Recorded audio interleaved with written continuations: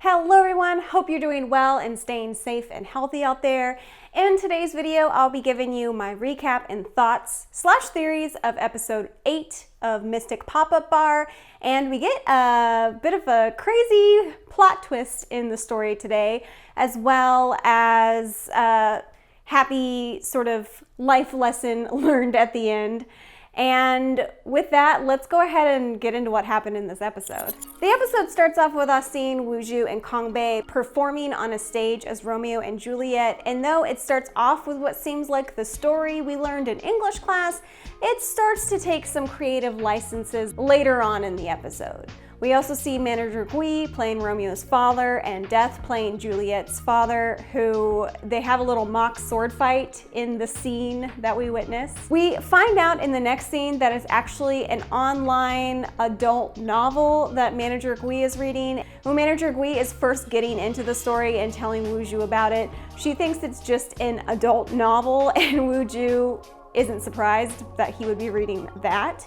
Manager Gui tries to convince her that it's more than just an adult novel, and that the reason it's an adult novel is because it's involving love, and those are adult emotions. While trying to explain his reasoning, Death comes in with Kang-bae, sounding concerned about him, and asks Woo-ju and Gui what's wrong with him. We see Kang-bae has the sweetest, goofiest smile on his face, and Gui says he's been like that for days since the dance competition. As manager Gui looks at Kang-bae, it dawns on him that he's seen this look before, and it's the one that he had during his sample dream when he was kissing his dream girlfriend. Gui asks Woo-ju if she agrees, and as she looks up, quickly says yes without any hesitation. No smile, just looks up and is like, yep, that's the look. This snaps Kang-bae out of it a bit, and he denies that that's why he's smiling and that it's actually just because the weather is so nice out today. This is when Death, Woo-ju, and Gui start to gang up on him a little bit by slipping in the word kiss while talking to him to try and make him a little nervous and, see if they can get him to confess by his actions that it's true. And eventually he does really slip up, and they realize that the reason he's smiling is because he kissed someone. And when Death asks who he kissed, Woo-ju interrupts and is like, well, obviously it's Jung-eum. Everyone congratulates Kang-bae, and Gui wants details on the kiss, but Woo-ju beats Kang-bae to the punch, knowing somehow that it was just a peck and not some passionate makeout scene, and is like, yeah, it probably only lasted like 3 seconds, like no big deal. You can tell Gui is a little disappointed that the kiss wasn't spicier, if you know what I mean, but he's still happy for Kang-bae since he knows that this is all he's wanted, is to be able to kiss a girl and have a girlfriend, and these are just the first steps. Woo-ju is happy for him, but tells him to take his time, not to feel rushed into doing anything. The next day at the grocery store, we see Jung-eum on her break for lunch, stressing over the fact that she kissed Kang-bae the day before, and how he's probably going to run away the next time she sees him. However, that's not the case, and it kind of surprises her when Kang-bae sees her through the window of the door to the break area and wants to talk to her. He asks her if she wants to have lunch with him, and she says no because she is meeting a friend, and she also seems like she needs space from him since she's confused by what's going on. Since she thought she liked him and she kissed him, but he hasn't run away, that must mean that she doesn't like him in her mind. Because, if he's still wanting to talk with her and be near her after she kissed him, that must mean she doesn't really like him, since in the past when she did like a guy and even touched him, they would get really creeped out, get a creepy feeling, and run away. While talking with her friend during lunch, they come to the conclusion that she may have just been confusing her feelings for Kang-bae because of the dance competition and because her roommate was talking about her kissing him and just to get it over with, whether she liked him or not, and that the fact that they were spending time together might have been making her think that she liked him when really she didn't. That night, while Kang-bae is heading home, he runs into his apartment manager, who we see is trying to get someone to move into one of the apartments without any success. The person leaving says the place gave them the chills, and after that person leaves, the apartment manager offers to reduce the rent to half if Kang-bae says he'll check it out and possibly rent it. While in the bedroom, he hears someone telling him to get out and that this is their place.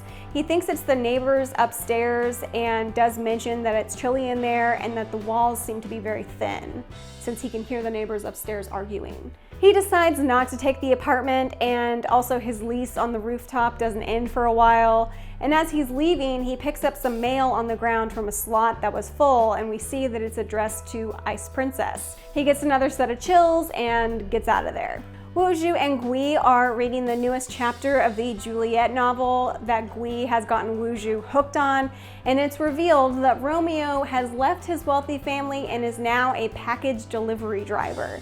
You can tell in the scene that Juliet, who's obviously being acted out by Woo-joo, is not happy about this, and you can see her sort of regretting the choice to love and be with Romeo. Gui is of course rooting for Romeo and Woo-joo Juliet, since she seems to be a sensible character and knows that love isn't always the answer to everything, and that Woo-joo should have been like this Juliet in the story.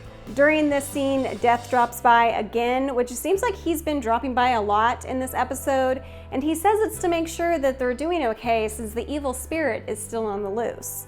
So it's as if he's trying to warn them about the evil spirit, but Woo-joo doesn't seem to care. Meanwhile, at work, Kong-bae's manager and coworker catch him gushing over the photos of him and Ye-rin, and after hearing he's been having trouble connecting with her since then, they decide that they should help her, so they decide to plan a joint customer service security dinner so that Kong-bae can have an excuse to be with Ye-rin and help her see him not just as a coworker, but as possible boyfriend material. At the company dinner, we see Kong-bae do what he can to let his feelings towards Ye-rin show, but after a pep talk she gives herself in the bathroom, convincing herself once again that she doesn't actually like him and all the signs are there, i.e. he wasn't creeped out after she kissed him, she works to thwart him off for the rest of the dinner, I think because she's afraid she's going to hurt his feelings if he does actually like her back. After the dinner, Ye-rin is pretending to be drunk and Kong-bae is walking her home. Since her efforts during dinner didn't seem to work and she was tired of pretending to be drunk, she tells him that she was pretending to be drunk and that she actually doesn't have feelings for him even though she kissed him. He's confused by this since obviously she kissed him and asks how she knows that she doesn't have feelings for him. And of course she doesn't give the exact reason, but she just tells him that she knows herself really well and she just doesn't. Kong-bae, obviously very sad about this, heads to the Popup Bar to drink his sorrows away. But before he arrives, Woo-joo and Gui are there with a customer in the background and they are reading the next chapter in the Juliet novel. It seems Juliet has decided to dump Romeo and marry Romeo's father since he's rich and also apparently dying, and Juliet's father approves of this marriage. Gui is shocked by this twist in the story and says it can't happen. Woo-joo 100% agrees with Juliet's decision, and Gui's like, well, what about Romeo's true pure love for Juliet?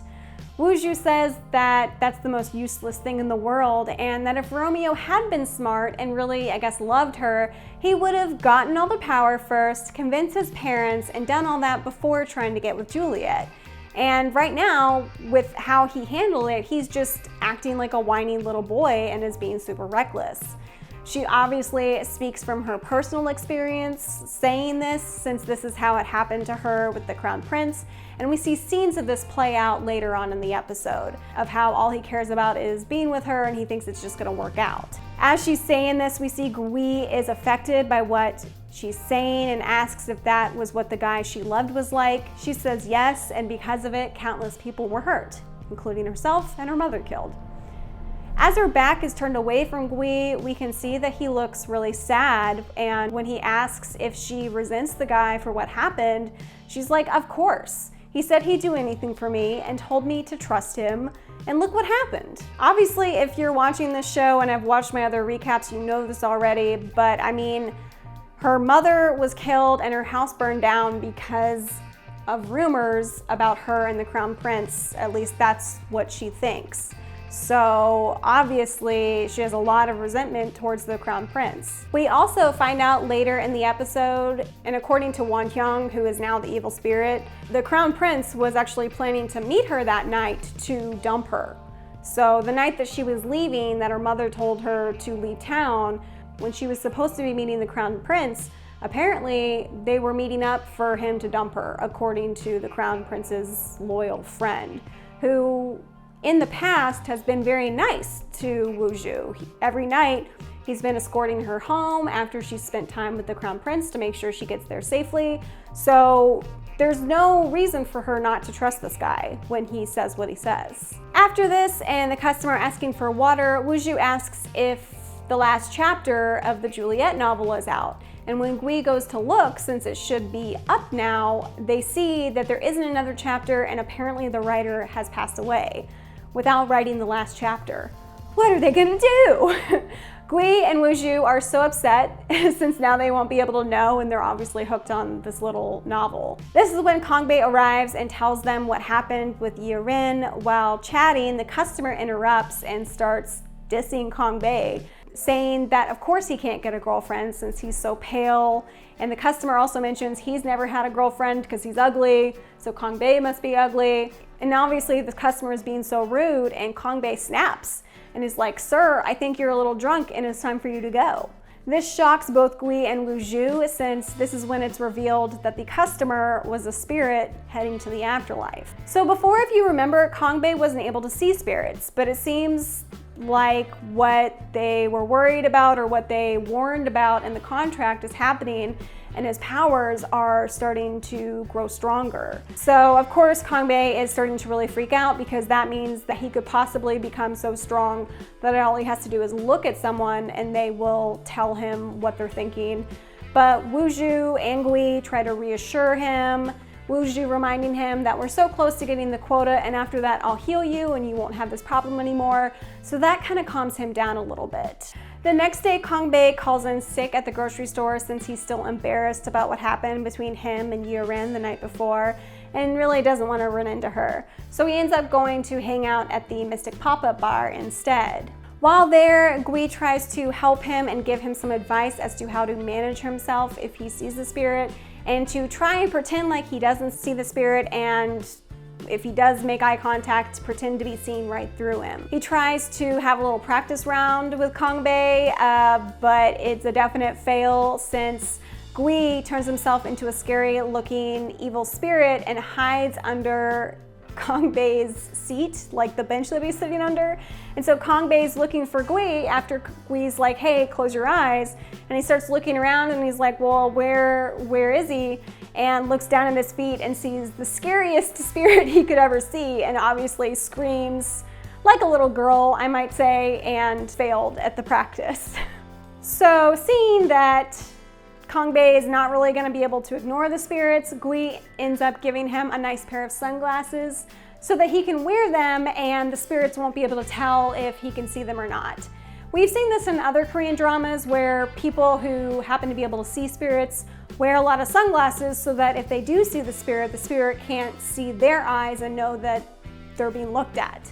Apparently Woo-ju was worried about him as well, because right after this, she comes in with a huge bag of pure salt for Kang-bae that he apparently can use to throw at spirits to keep them away from him. She apparently went out the evening before and had just returned from wherever this special salt is, and she brought a huge bag for Kang-bae, which is super sweet and makes it very obvious that she does care about him. This is also when Kang-bae hears about Woo-ju and Gui's disappointment in not being able to read the last chapter of the novel they've been obsessed with since the writer died, and apparently the writer's username or whatever they go by is Ice Princess. And this is when Kang-bae mentions he's seen that name before at the apartment he went to go look at. Now I can't remember when he mentions hearing the voices or whatnot, but he does mention that in that apartment he had heard voices telling him to get out of it, and that makes them believe that it could be the spirit of the writer and that they are still in the apartment and haven't gone to the afterlife yet. So that means they may be able to read the next chapter of the book, so they go off to find the spirit, ask the spirit about the chapter, but obviously they end up helping the spirit with what is keeping them from crossing over into the afterlife. It seems that when the spirit was alive, she had a heart defect that kept her from doing a lot of stuff outside, and spent most of her time at home writing her novel for work and fun and ordering what she needed online. This is how she met her boyfriend, who delivered the items to her, and they slowly got to know each other. Through a misunderstanding of something her boyfriend overhears her say on the phone, he thinks that she doesn't like him or kind of looks down on him and basically ghosts her because he's too prideful to actually talk to her about what he heard. So to help her out, the Mystic Pop-Up Bar gang goes and finds the delivery guy and sets up the tent to block the truck and force him to come inside to, one, ask them to move the tent, but they say, well, they're actually there to meet with him. So he stays, has a sandwich. They dose the milk that they give him with some Sung-jae, and they go into his dreams where they play out the scenes of the Juliet novel on the stage like we've been seeing throughout the episode. And apparently she wrote the last couple chapters for him, so after it's revealed that Juliet in the end does choose Romeo over his rich father, she chose the package delivery service, Romeo. He realizes that she did love him, and they end up going to the apartment where he speaks to her through Wu Zhu and gives her the gift that he had been wanting to give her before the phone call happened. So after she says her goodbyes and tells him how she truly felt, she then goes up into the afterlife. So it seemed like both the spirit and the guy were both insecure, and it was about swallowing their pride and not being embarrassed about the things that they like to do, like write erotic novels or recap Korean dramas in your apartment. Don't be ashamed of what you like to do and what you're passionate about. And obviously, talk to one another if you think that you've misunderstood something, because communication honestly fixes everything. So I mentioned this before, but this is now when we see scenes of Wu Zhu when she was alive and her and the Crown Prince's relationship, kind of how it started, how it grew, and just really sweet romantic scenes where you can see that they both truly love each other. And this is also when he's like, hey, I'll always be there for you, I'll protect you, yada, yada, yada, which didn't end up happening, obviously. We also see Won-young, who at this time was helping the Crown Prince meet with her by being his alibi. And later it sort of looks like he may have been the one that killed her mother. But at the time, he tells her in the scene that he actually went to stop an assassin that went into her house. But when he got there, it was too late. After these flashbacks, which it seems Wu Zhu was thinking about, we see her starting to drink. And when the guys ask her what's up, she mentions how all she ever does is listen to people and help with their problems, but it feels like no one ever has done that for her besides her mother. Both Kang-bae and Gui says they will always be there for her, and if she ever needs to talk, that they'll be there for her. This makes her feel much better, but also she wants to drink alone now, so she tells them to head out. Kang-bae offers to stay anyway, and Gui's like, no, no, no, you've never seen her drunk, you don't want to see it, let's go. And Gui walks Kang-bae home to help ward off any spirits that may pop up on his way home. This is when we see the evil spirit Won-young following them in what looks like his garb from when he was alive. Like, he's looking a little old-fashioned-y. And as he's creeping closer and closer, someone grabs him from behind. And when he turns around, we see that it's Death wearing white. He calls Death father. So that was a very interesting twist. I guess they actually do seem to know each other. We then end the episode with all three characters looking up at the moon and making a circle around it with their hand, since this is something the Crown Prince used to do, and earlier in the episode, he compares Wu Zhu to the moon. We end the scene with Wu Zhu talking to the moon and asking or praying for one favor, to set her free of her misery before she becomes attached again. So it seems like she's starting to catch feelings for someone or something to that nature. At least that's what I'm interpreting, but who could it be? It is kind of hard to figure out who she seems to be catching feelings for. I mean, we see her have a really good relationship with manager Gui, who she's been opening up to, but we also see how caring she is towards Kang-bae. I mean, she went somewhere really far just to get him a huge bag of salt after she realizes that he can see spirits now. I do have one theory that she's starting to realize that she likes Kang-bae, and maybe those feelings are starting to make her feel bad about the fact that she's not going to be able to heal him of his gift. Again, this was not mentioned in the episode at all, but the way she reacted when his powers started to grow, and while she was reminding him that, don't worry, I can fix this once we meet the quota, felt like a big red flag to me, because when she initially offered this up, it seemed like she just would say anything for him to sign the contract so that she can finish her quota. There was an episode where when she was in the afterlife getting ready to go down to fulfill her quota, at the very beginning, she said she'd do whatever it took to do it. Lie, cheat, steal. So she could just be lying to poor Sung-jae and might be feeling guilty about that now since they've grown close. And maybe that's the guilt that she's feeling at the end of the episode. The twist that Death is apparently Hwan-young's father, that's interesting. I'm curious to see what that means exactly. I don't know if it could be a translation issue or if whoever Death was before he was Death was actually Hwan-young's father is true. But either way, if he's known who this evil spirit was the whole time, does that mean that Death let his associate get killed on purpose? He seems to have tracked the evil spirit down, and that's why he was visiting the Popup Bar so often, because he knew that the spirit was after the Crown Prince. So whoa, maybe he knows who the Crown Prince is as well. I kind of thought that the evil spirit maybe had shifted into Death, but I guess Death was Death that whole time in that episode, and that ominous look was just showing that Death also has a secret and he's not just a smiling, bubbly guy that we've seen so far. And I gotta say, they really are just keeping us guessing as to which of the guys is the Crown Prince. That could be possible, especially since Sung-jae hasn't had the best life as a human. With everything we've learned in regards to reincarnation in the afterlife, if you're not that good of a person in the life that you're living, yes, you could come back as a human, but you're not going to come back wealthy or in a good state. That's why in a lot of dramas and whatnot, if someone's not living a very good life, it's because they're living their first life. So Sung-jae is either a new spirit and living his first life, or perhaps he's the Crown Prince and you know, he's sort of paying for the struggles that he caused when he was the Crown Prince. I don't fully believe this theory as I'm saying it out loud. However, someone did leave a comment in my last recap theorizing that Sung-jae is actually Wooju's mother reincarnated. And when I read that, I felt like there was something there. However, it did seem like her mother did a lot of good deeds as a shaman when she was alive, and also she saved her daughter. And again, with everything we've learned about how the afterlife works, I don't feel like they would reincarnate her into someone who can't touch anyone, who is an orphan and just can't get a real job and is working part-time somewhere. That's the only thing that makes me not want to believe that Sung-jae could be her mother's reincarnated soul.